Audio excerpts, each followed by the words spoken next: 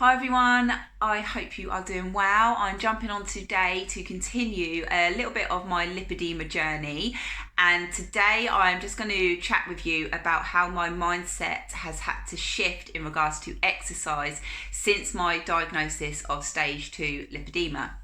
Now, many of you know, if you followed me for a little while, I have exercised pretty much my whole life.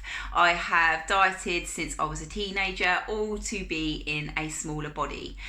Now, throughout my 20s, I was always exercising to reduce the fat and looking for weight loss, and that was the sole purpose behind me moving and training. Now, in February this year, I had my private consultation and I was told I had stage 2 lipedema. So the fat that I have got left on my body, so I've lost approximately 5.5 stone, and the fat that I've got left is lipedema fat. Now, lipedema fat cannot be reduced by just exercise and with your diet. It can be managed. Now, I had a couple of options given to me. The first option was to have it removed, which does come at a pretty high cost. Now, my lipedema is mainly in my thighs, my buttocks and hips. I have got a little bit in my arms, but a lot of it in my arms is mainly just due to kind of general weight loss of losing a lot of kind of mass of fat. Now, I have got a fair amount of muscle on my body. Like I say, I've trained pretty much my whole life. And now going forwards, the other option is to maintain the body I've got through strength training and through my own knowledge with my nutrition. And I'm not going to talk about nutrition for lipedema because I believe that we are all on a very different journey and some foods work for others and some don't. So when it comes to training, I have had to change my mindset quite a bit because, like I say, in my 20s, before I was a personal trainer, I would just go into the gym and I would exercise or go running just to lose weight and be in a smaller body. Now, I know I cannot get any smaller than what I am without doing extreme diets. If I overtrain, I'm going to cause inflammation in my body and I won't actually get anywhere with overtraining. So I know my boundaries with that. And I am in a good place with my nutrition at the moment and fueling my body to have a positive impact on my hormone health as well as my sleep and my mind. So I've wrote a little list down here just so I don't forget as I ramble on, but in my list I've got some feelings and kind of emotions of the reasons why I do continue to exercise with stage 2 lipedema, even though I know that I am not going to lose the lipedema, but I have to manage it. If I don't manage it in the future, as my hormones shift, as I go into perimenopause stage and then through the menopause, there is a risk my lipedema can get worse. So I am kind of preempting what may happen. So the reasons I exercise, and I'm hoping that some of you feel the same, so do let me know, but I generally move my body to feel good. I know the boundaries of when I am feeling tired and just not really feeling up to it, that I will just do some gentle stretching, or I will just not train, or I'll go for a gentle walk just to kind of mobilise and kind of get the flexibility and feel loose through my body. So I do get a lot of hip pain, I get a lot of ankle pain, I get knee pain, I get back pain, like many people. So yes, feeling good. I want to maintain my strength, if not get a little bit stronger. So I have cut back on excessive I don't really do any kind of HIIT training at the moment.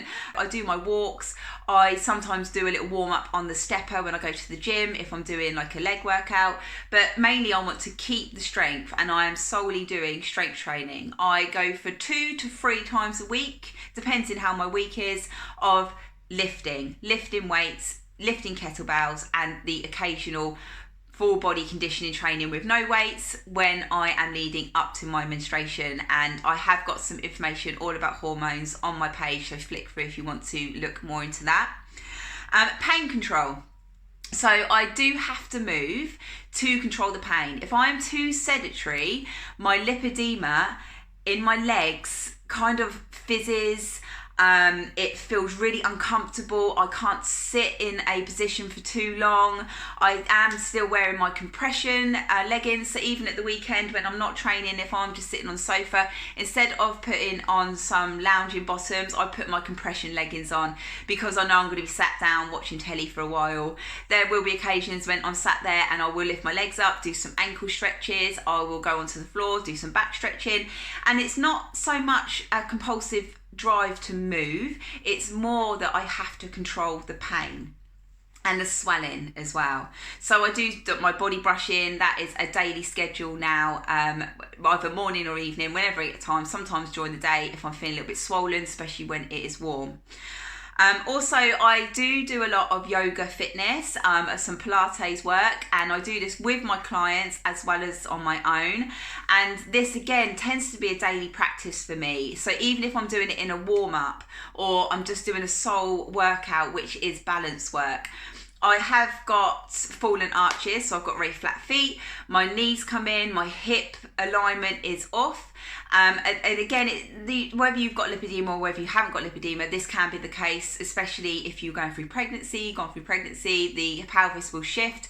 So I do have to keep an eye on my joints, my mobility, but also keep the strength in my glutes and also prevent my kind of internal rotation of my feet, which will then have a negative impact on my hips. So I have to really work on the flat foot, driving my knees out, opening up through the glutes and keeping that all strong. And balance is a daily kind of practice for me when I do my flexibility work. Also hypermobility as well. I have got hypermobile joints like many other women in the community, so that goes hand in hand with the strength training and being cautious not to overstretch and knowing your boundaries and knowing what feels good in your body. And again, it comes with practice. Keeping my core strong, my lower back, and keeping my abs strong. The one thing I got out of the COVID pandemic is home training with yoga and Pilates, and my core is so much stronger now, because previous to COVID, when I was kind of at the gym quite a lot, I never prioritized the yoga fitness, the Pilates work, the mobility work. It wasn't until I couldn't go to the gym that I decided to actually take a step back and focus on the core stability, and that has massively helped my lower back and my hip pain. I also train, sorry, I'm just looking at my list. I also I've started to do some swimming again. I did play around going in the swimming pool, but my exercise old ego comes back and I just go too much when I'm in the pool. So I've started to go back in the sea. I only tend to do 10 minutes in the sea, and that is my happy point. You'll notice on my journey, I sometimes say that I did get chronic fatigue syndrome. I got glandular fever back in 2017, led to the Epstein-Barr virus, led to burnout from restrictive eating and just moving my body too much, and my body was just like, no, I'm not doing this anymore. So I have got to control my own energy output as well as training my clients, and I have to practice controlling the lipedema in my body. Again, in the lipedema community, there are many of us who do struggle with chronic fatigue syndrome, fibromyalgia, and the hypermobility. It all goes kind of hand to hand, but it is a daily, weekly, monthly practice that I have had to shift my mindset, that I no longer exercise just to lose weight, to be in a smaller body. This body I'm in now, this is where I'm going to live, and I am just going to concentrate on what I've just listed. So we've got the feeling good, just a general mindset of getting out in nature, feeling good in my body when I can lift heavy, looking after my pain, so pain control when it comes to the hypermobility, when it comes to the balance work, when it comes to flexibility, making sure my lower back feels good, making sure my posture's good, really strengthen up the core, because that enables me to actually move without any discomfort, if that's the word, any discomfort in my body. Wearing my compression, doing daily body brushing, having Epsom salt baths. I do that twice a week, and like I say, I'm not doing any excess cardio. I try to stay away from anything which is too much jumping anymore. I minimise my HIIT training, and I schedule my exercise around my hormonal cycle as well. Now, if there's anyone out there who is looking for a little bit more self-help, I will recommend Karen. So Kaz, I will put her down on the description. So she is mainly focused on general self-help around, she's quite kind of knowledgeable more about lipedema than myself as the condition. And I'll list her details below. And also if there's anyone out there who wants to overcome any kind of too much obsession with diet culture, I am towards the end of my journey of coming out of diet culture, and that is a whole new video. But I have done a podcast with Jenny. Again, I will list her details below, and you can catch that podcast, or contact Jenny if you want to tackle and overcome any diet issues and nutrition and just feeling good in your body, kind of ditching the diets. I may do another video on that because I do feel strongly about what diet culture has taught us and put into our brains. And it's kind of, I kind of had to get really angry at diet culture to overcome it and now understand why it became a thing. Again, different video for another time. So anyone out there who is suffering from lipedema and has to change their mindset to understand, to move your body, to feel good within your body, to feel strong and minimize any pain, then carry on moving. You can do it. I know it's a daily battle, weekly battle, but the journey unfortunately will never end. But what is the other worst case scenario if you stop moving altogether? You're going to feel uncomfortable. You are going to kind of get swelling in your body. So it's all about the self-care, not moving your body out of punishment for anything you have eaten, not moving the body to be in a smaller body and kind of just hammering it with the exercise over and over. Train smart, schedule in movement around your hormonal cycle, listen to your body when it needs rest, eat food when it needs food, and just, you know what is good for your body and what is not. So if you are still training, still exercising to lose weight, if you've got lipedema, I would say think about shifting that mindset to more strength and being kind to your body, getting out in nature and reducing inflammation, and you will get the results. That is all I've got to say. If not, I will go on and on and on. So I hope I got my message across. It's definitely been a mindset shift that I've been on, a little journey over the last kind of 6 months really of my diagnosis to where I am now.